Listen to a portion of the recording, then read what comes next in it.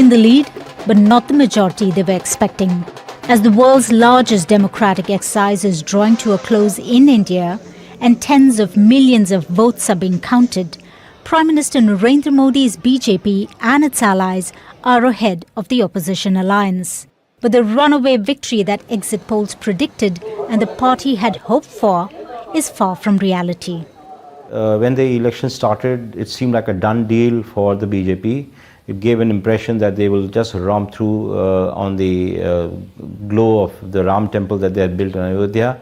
But as the campaign started warming up and people started going to the ground, talking to the voters, they realized that there were many compelling issues like price rise, like cost of living, and also the most compelling was the unemployment.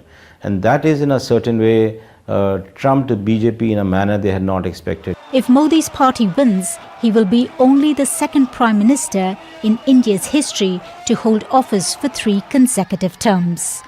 When the BJP swept elections in 2014, India was the 10th largest economy. Now it's the 5th.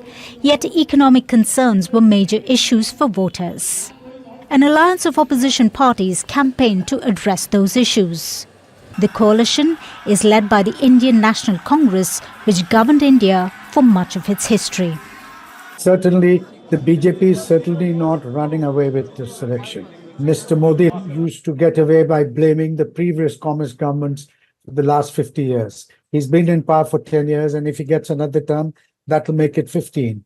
That's a very, very long time in politics, and that's good enough time to try and solve some of the problems. India's lower house of parliament, or Lok Sabha, has 543 seats.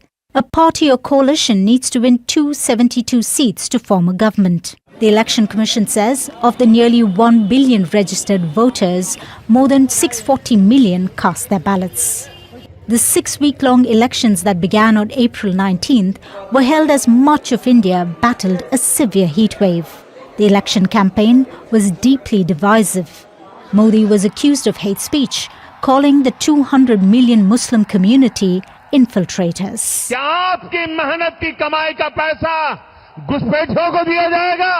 The elections come as Freedom House ranked India as partly free for a 3rd year. The report by the US-based organization says democracy in India is losing ground.